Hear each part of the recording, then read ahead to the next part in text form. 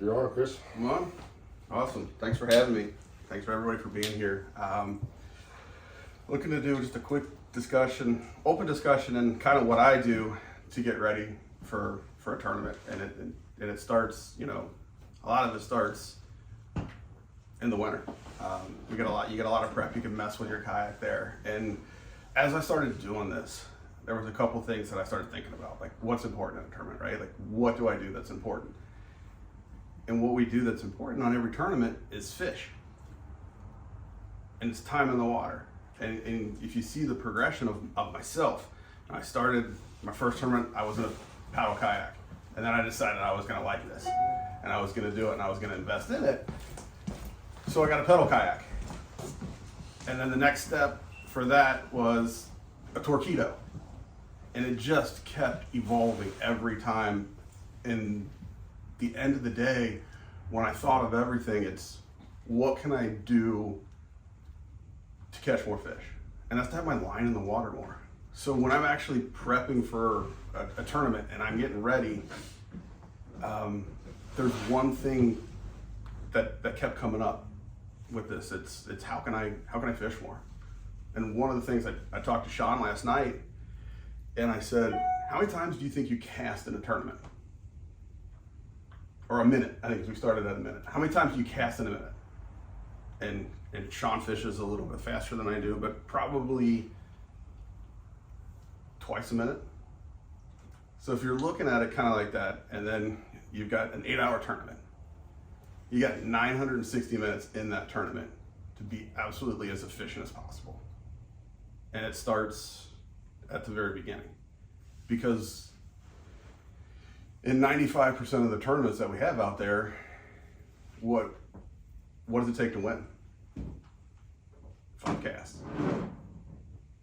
So in that whole 8 hours that you're out on the water, it's only going to take 5 casts or 2.5 minutes. If you're measuring a fish and taking a picture, it's going to take longer than that. But it's 5 casts. So everything that I realized that I started doing without realizing it was, what can I do to get 5 more casts? What can I do to have the bait in the water that much more? And if you look at it, it's roughly, like, just easy math, 960 casts that you've got, and then you get plus 5. And you're gonna take some out for time moving, when you do catch a fish, measuring a fish. But to say in a tournament, even if you fish slow, you're at 500 casts. So I don't look at anything I do outside of increments of like a tenth of 1%. If I can make myself more efficient, a tenth of 1%, that's 5 more casts, that's 5 more potential fish. Those 5 casts might win the entire tournament. So, big picture, I start in the winter. I start rigging my kayak, and now I'm finally at a place this season. It kind of came together. This was the best season I've had in the 5 years that I've done this. But this was my best season, and I was exponentially more efficient this season than I've been in any other season that I've fished. And it started with the winter. Got a new kayak this year, had a clean slate, rigged the kayak out for what I've seen other people do, what I've decided that I've liked, suggestions that my friends have, and then it's just massaging it. So in the last winter, got a new boat right before Christmas, spent probably 8 of the next 10 weekends at Mike's shop with Mike, mostly with Mike's help, kind of being the assistant to him. But what did we start with? Okay, we put the torpedo motor on. What can we do different than we did this last time? No, that worked perfect. So I kept that. Then I moved to the next thing. I got a new fish finder. I got a larger fish finder. I got a 10-inch fish finder this year. But I never liked my mount. I always felt like those longer, even the ball mounts had too much flex in them. I found a guy in Canada that makes super compact, small mounts that hold up a big fish finder really, really well. Got that, put it on, got it at my spot, lowered it, so I now have, I think, about 4.5 more inches of clearance when I've got my net.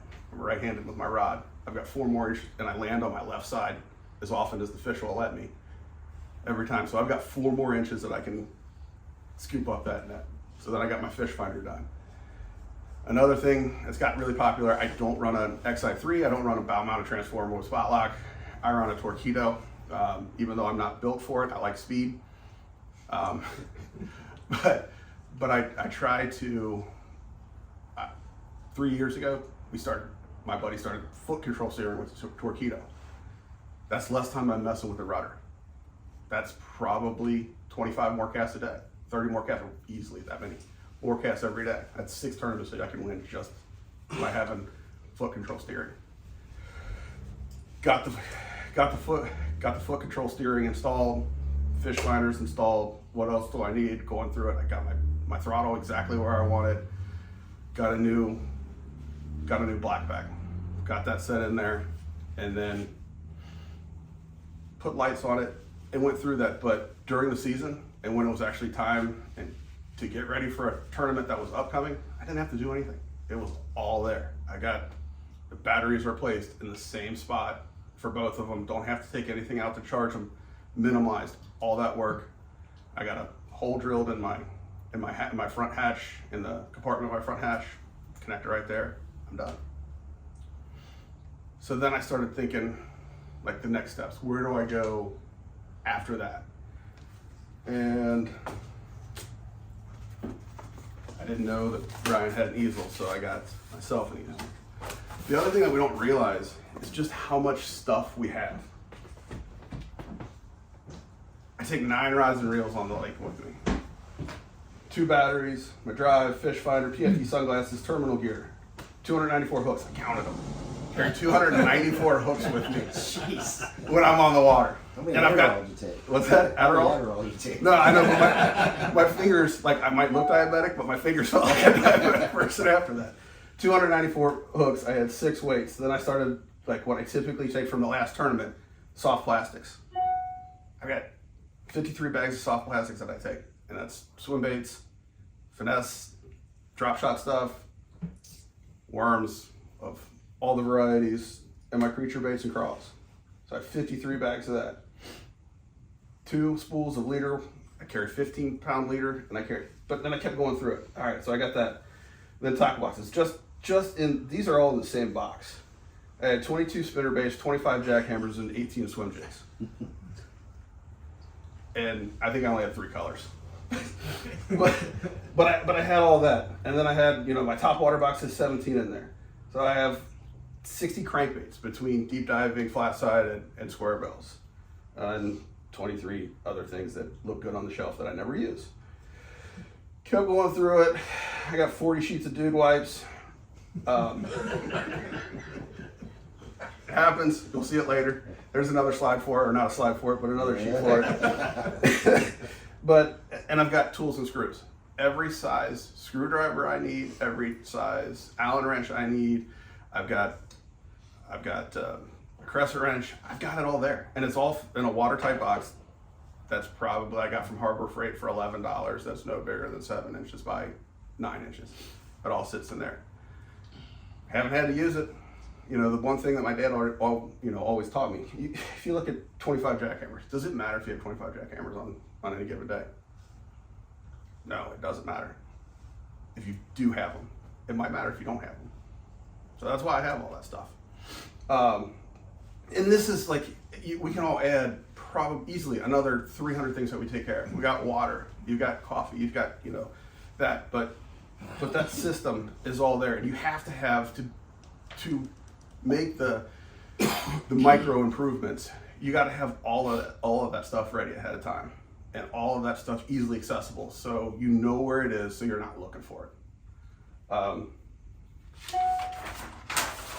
10 plus days out from any given tournament. Now when the schedule gets released, I start looking at it, but 10 days out, I get excited because the weather's finally there for wherever we're gonna fish. So I look up the weather, I start looking at YouTube videos of wherever we're gonna be fishing. Even if I fished there before, I might see something that I didn't see that I like. I call Grimsley, I talk to him about the weather, He tells me I'm stupid, and he'll pay attention to the weather about 3 days before the tournament, which is so true. But like, I start the wheels turning. I start going through that. I'm like, all right, this is what I've got, and if it's going to be rainy, then I'm going to fish this way. If I'm going to have heavy winds, where are the fish going? Where are the fishiest spots given those winds and the direction of the wind that are forecasting now? So I start playing that stuff in my head. It's not nothing major. It's just, if you've got time on the toilet, I'll tinker with that, and I'll do it. And it's small incremental things where all right, I'll check the weather every day to see what changes, just so when I'm there, I'm not thinking. Because on top of, in my opinion, on top of having everything there, like, it's hard enough to catch 5 fish. I get my own way. And some of this stuff where it's like a boring consistency of what you do every time isn't exciting and it isn't fun, but it's productive. And I do the same things every tournament. I didn't realize that I'm for a guy that's got some pretty heavy ADD, that I really have more than I thought of. And then 3 days out, I start getting heavy on the weather, because that, I think, is going to affect it. If we've got rain, do I've got fresh water coming in somewhere? Am I going to have different water temperatures based off of influx of rain? Are we in a drought and it's going to be lower than what we want to do? Have we got, what's the water clarity going to be like? And then again, now that small steps are starting to spin more, and it's starting to clarify, and it's going to go from this big picture, small improvements, to a little bit more focus.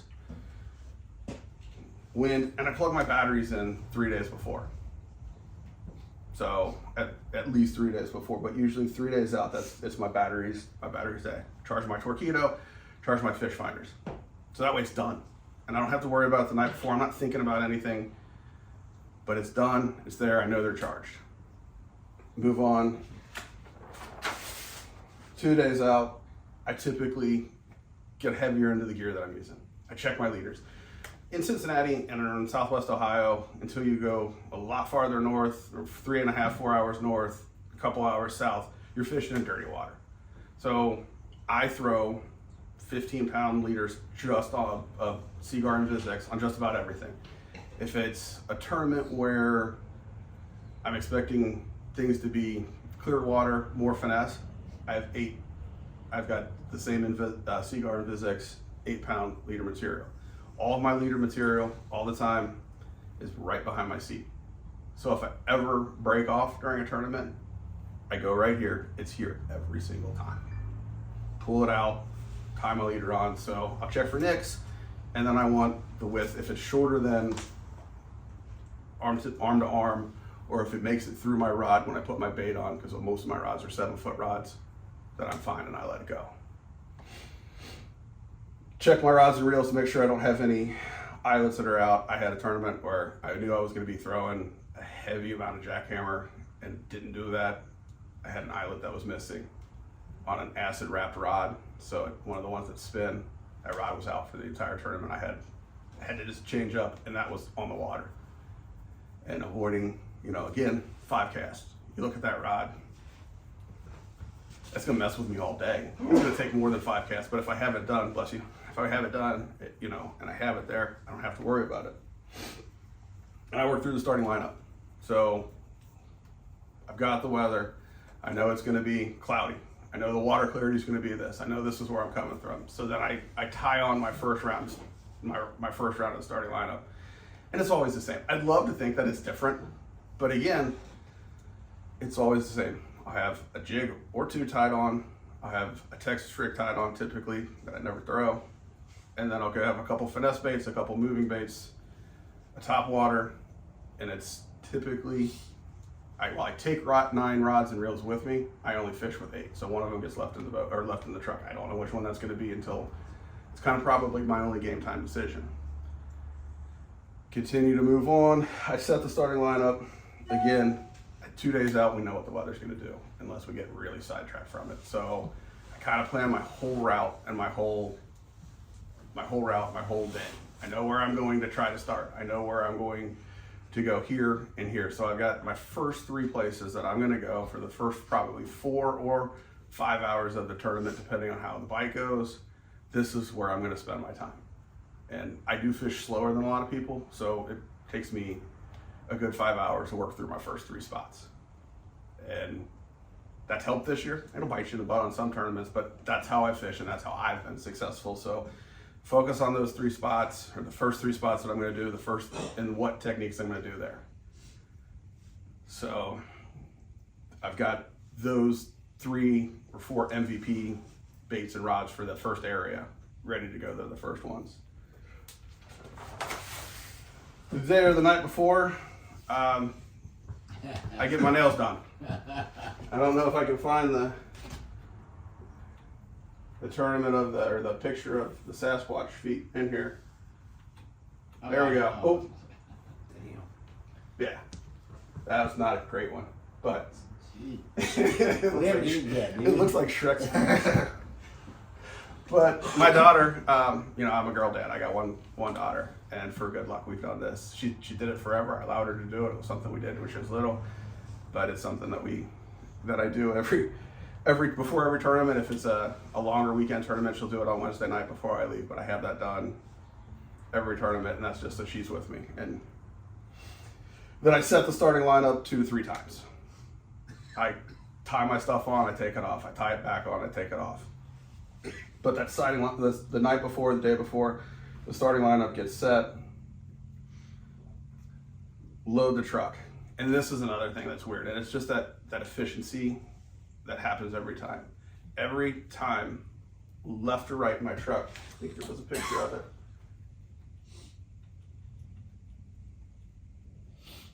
Maybe not.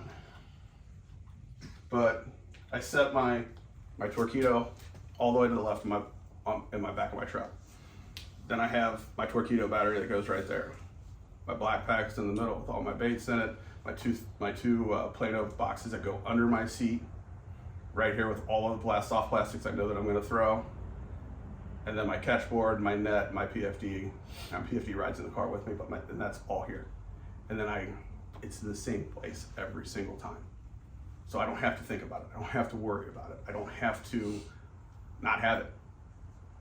And that's, again, 5 casts. Looking for something for 2.5 minutes, you know, can cost you an entire tournament. I load the truck and then I double check the batteries. I'll plug everything in, give it the 2 minutes that it takes to let me know that my battery's good, and I'm not gonna have to worry about that on the water. As soon as that's done, take them out, close everything up. It's done. Still the day night before, call Grimsley.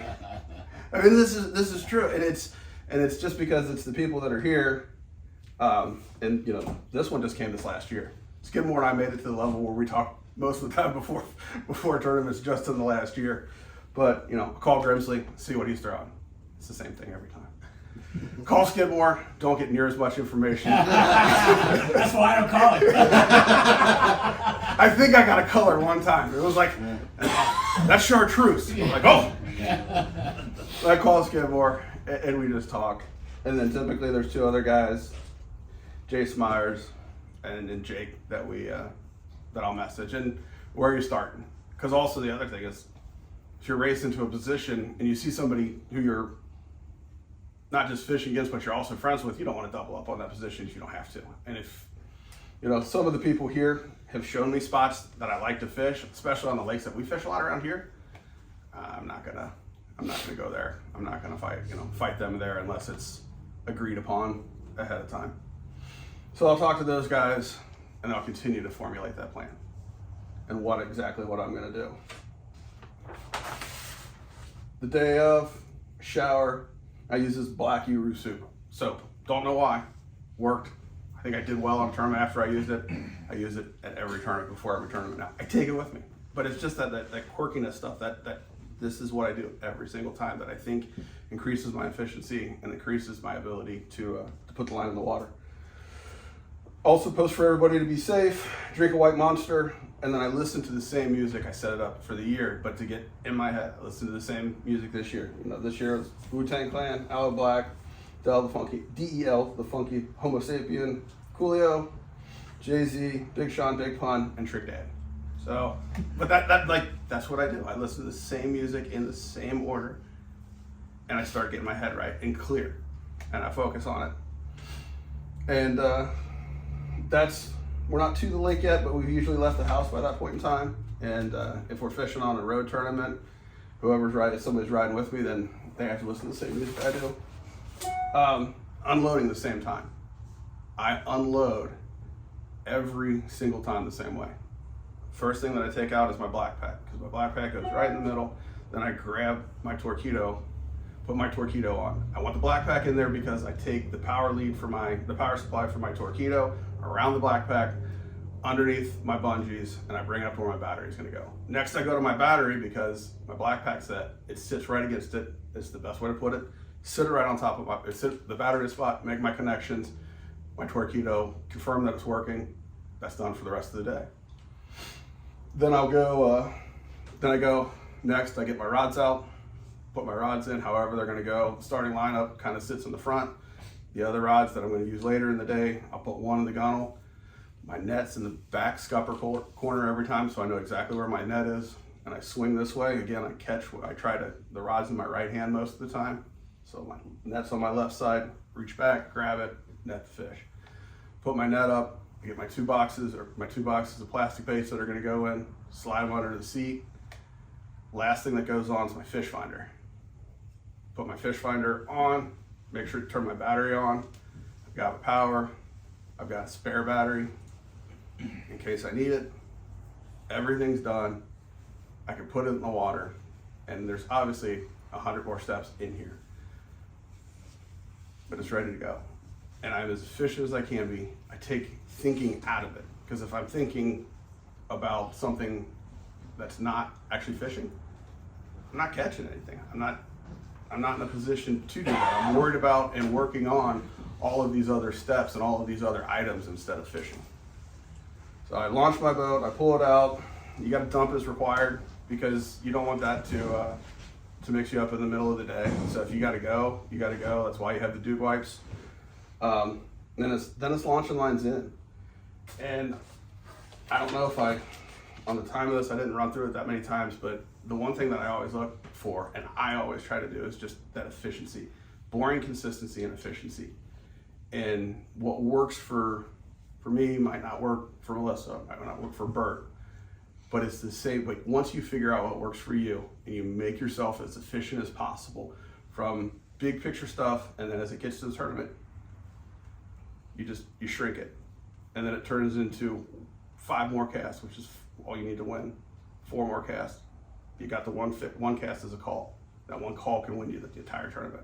That one call can win you $1,000 in big fish. But it's just simple, systematic, small items that start in the winter, I shrink, and then I go fishing. And I think the best way for me to prepare for a tournament is to have the system so I don't have to think about it. So I don't have to make too many decisions. So I don't have to worry about anything, and I can focus on what everybody's there to do, and that's the fish and catch, to catch fish. Does anybody have any questions or just? On that pooping thing, no, I'm just kidding. Are you a front to back or back to front? Which way do you face when you're going down the drive hole? I can't do the dry hole. Hey, we are live streaming, by the way. So.